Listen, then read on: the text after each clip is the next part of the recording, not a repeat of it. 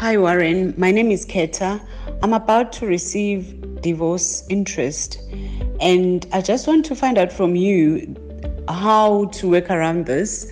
The plan for me is to move everything into a preservation fund, obviously to avoid paying the taxman, and then afterwards have that one withdrawal because I'm still under 50. But at the same time, I want to make sure that, I start myself up. I pay lawyer, like the attorney's fees. Because I've got a minor child who is 12, whose education is very important to me, who was forced to actually, move from where he was to a different school. So I need to be able to do that and possibly get myself a pre-loved car, just a simple pre-loved car, so that I'll be able to move around. I'm currently staying at home, and the key thing is obviously to move out and get our own place. So I just need to find out from you, what would you suggest in terms of preservation funds? Is there a single preservation fund that you can recommend that I look into, or like what's out there that I can actually do as well? Like I said, I haven't been working for the last 3 years, and there haven't been any income except for the minimum like funding, if I can put it that way, maintenance from the husband. So if you can just assist in terms of helping me get a clearer second opinion. But I know for sure I'm going to preserve it, but I just want to understand and have more insight in terms of if there is a preservation fund out there which you would recommend. Thank you so much. Bye. Hi, Keta. I'm really sad to hear about your divorce, and I'm really sorry. It seems, just listening to you, like I can hear pain in your questions, and the cost to you and your son in this situation is awful. It's really sad to hear that. So I think, if we're going to talk about preservation funds, just to explain for our listeners, what happens when a couple get divorced is part of the divorce order can be that one spouse who has, let's say, a big provident fund, that provident fund can be divided into two, and then that gets split between both spouses. So it's part of a divorce order. And then the spouse who's receiving it then has the choice to move that money into a retirement fund in their own name. And certainly, Keta, my view is that you are really smart to focus on preserving that money. Not taking the payout where you might end up paying away, up to nearly half of that money in tax to SARS is a smart call. I think people who cash in their retirement funds, they don't, they only just see the money that they're going to get immediately, and they don't think about the fact that they've lost so much of the value of that money to SARS, and it's money that will never ever be recovered. So I think for you to focus on a preservation fund, really good idea. I can't agree with it more. I almost think it's something that we should focus on and try and sacrifice many other things before we start to cash in our retirement funds to help us out of short-term financial problems. If we did that, and you're able to preserve your money for to the age of 65, you will be putting yourself in a totally different financial position than if you were to cash in that money early. So I really can't encourage you enough to try and preserve it at almost any cost. If that means that you've got to stay at home a bit longer, and save up a bit more money, that's I know it's a tough thing to do, but to me, a smaller price to pay than cashing in the preservation fund. So it is about trade-offs, it is about choice, but preservation is really important. In terms of preservation fund providers, there are lots. So just generally, who would offer preservation funds? All the insurance companies that offer investments will have preservation funds. Most of the unit trust companies will also have preservation funds, and then you'll find some of the kind of index tracking providers will also have preservation funds. And for regular listeners of Honest Money, you will know that for me, I have a big focus on making sure that your investment costs are as low as possible. So I tend to favor the unit trust company preservation funds and the exchange traded fund or index tracking preservation fund providers. In the market today, if you were looking at a unit trust provider, I think a company like Allan Gray has really good administration. You can go direct. You don't need to. You don't need to deal through an advisor. You might need advice, so that's important to understand. But if you feel that you know what you're doing and you simply need a platform to help you with storing that preservation fund, Allan Gray have a very good platform, very good administration, and then a very big range of funds, not just Allan Gray funds, but index funds and other companies, other unit trust companies' funds as well, that you can look at there. If you're kind of closer to 30 than to 50, then make sure that you invest that money to get a decent amount of capital growth, which means you're looking at something with a large allocation to shares, and generally those are called balanced funds. So you're looking at a balanced fund or a high growth fund, which might have a maximum of 75% in shares. If you're comfortable to go the index tracking route, then I think there are probably 2 or 3 good providers. My personal favorites are Outvest.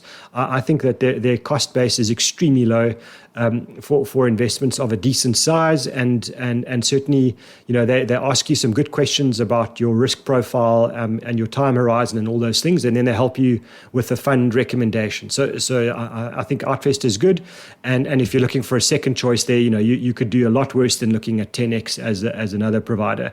I'm not a big fan of some of the other ETF or index trackers, so those would be my 2 favorites. I think in terms of the other decisions, that you need to make, I think, moving out of home as fast as possible. If you're staying with your parents, I'm not sure that's the best call. Rather give yourself a chance to get on your feet financially. If you need to start earning again, and start building up an emergency fund, and then you can look at the car purchases and then look at finally moving out. You might find a bit of stability around, for your son, around having, other family members there as well is a really big help, because I think, psychologically, the trauma of a divorce is awful for everybody, but most often kids are the worst affected. So giving children as much stability as possible and as much love from parents and grandparents as possible is the best best solution, I think. And so maybe take a bit of time before you move out there. And I wish you all the best. I hope that this all works out for you. Hi, Warren. My name's Lesedi, and I'd like to know which one between an RA and a tax-free savings account should one prioritize given a limited budget to invest. In other words, if I had 3,000 Rand every month to put away, should I be putting that in my RA or should I be putting that in my tax-free savings account? I have both. And I suppose I want to know, when I have additional income, should I be throwing that to the tax-free savings account or should I be throwing that to my RA? I suppose the corollary of the question is this: which one provides greater tax benefit, assuming identical performance of both over the long run? I hope the question makes sense, and thanks again for answering all our questions. Fantastic show. Thank you. Thanks, Lesedi. That's an absolutely brilliant question. Now, I think a lot of people grapple with the prioritizing of tax-frees or RAs or both, or how do you allocate money when you don't have infinite amount of money to save. And I think the reality, Lesedi, is that, investing is not necessarily an either-or business. In other words, it doesn't have to be, either a tax-free savings or an RA. It can often be both, because there are lots of product providers out there that will take investments into tax-frees and RAs with relatively small amounts of money. So, if you've got 3,000 Rand a month to save, there's nothing stopping you allocating, 1.5 a month to an RA and 1.5 a month to a tax-free. So I think, when I don't know what to do, when I'm choosing between investments, and I think that they're both relatively good, I'll often take both. If I don't know what to do, I prefer to spread my risks and spread my diversification, optimally. So I think maybe just to make that point as a start, but I'm not avoiding the answer. I think to me, just to understand the differences there, when you make a contribution to a retirement annuity, it's important to remember that the SARS is giving you some of that contribution back on a monthly basis on the tax that you're paying. So if you're earning a salary where you're paying tax and you make a contribution to an RA, some of the tax that you're paying is either going to be reduced on a monthly basis, or at the end of a tax year, you're going to get some of that contribution to the RA back from SARS as a refund. And that contribution is certainly valuable. I think it does have a very big material value to you. And then important to understand about the RA that once the money is invested in the RA, so let's say you've got 10,000 Rand sitting in the RA for the next 20 years, all of the growth of that RA will be completely tax-free. So RAs themselves pay no tax on income, on dividends, on capital gains tax, anything, no income on rent or anything like that. So the growth inside an RA is tax-free.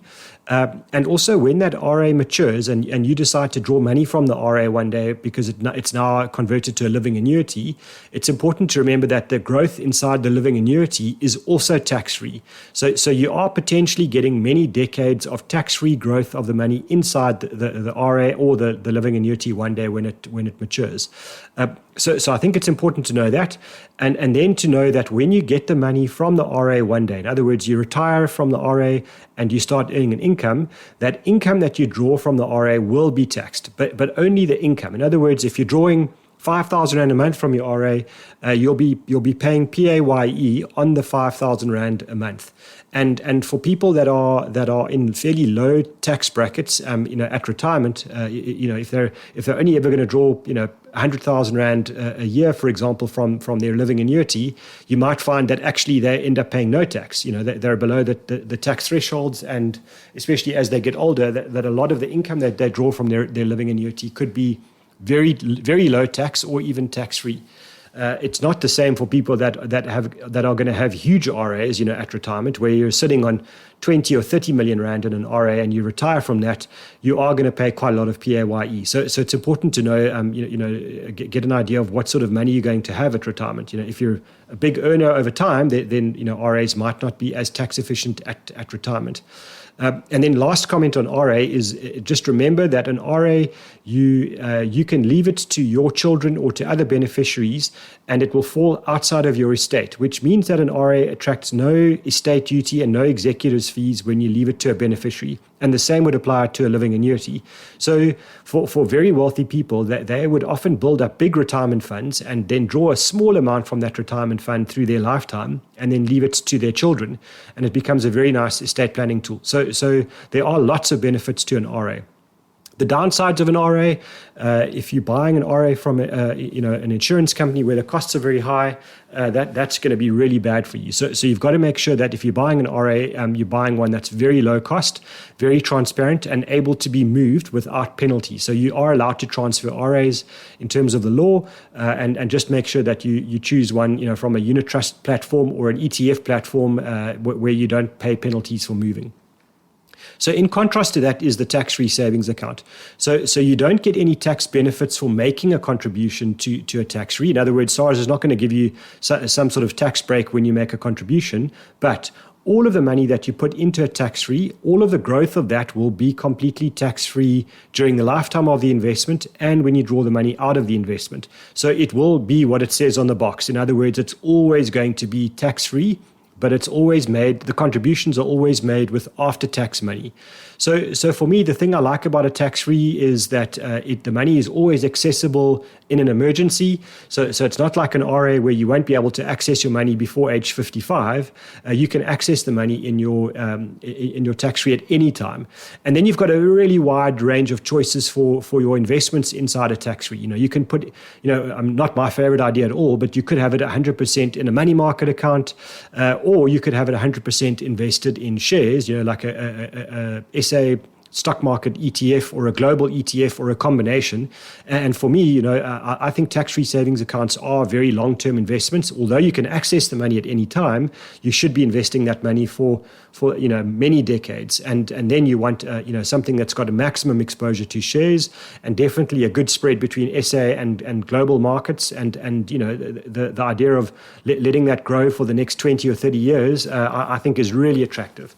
So for people who are planning to stay in South Africa over their entire lifetime, I would say to them, that if you've got, let's use your example of 3,000 Rand a month, I would probably split that contribution 50-50. And then, if you get more money, you get a raise, or you change jobs or something, and you've got a bit more money to save, then I would split that contribution, again. So in other words, keep maximizing your contribution to both investments until the point where you've reached your maximum allowed investment into a tax-free, which is either 3,000 a month or 36,000 a year. And then you can keep directing money to the RA to the point where you get the maximum tax benefit. So I think I'm going to sit on the fence a little bit, Lesedi, and say a 50-50 split is good. But if you only choose one, then I'd probably start with the tax-free first, simply because of that ability to access the money in an emergency, although it's really not meant to be an emergency fund, but just that it's there for you, and you have access to the money. But as soon as I can, I'd start to then contribute money into an RA once I start to earn a bit more money after that.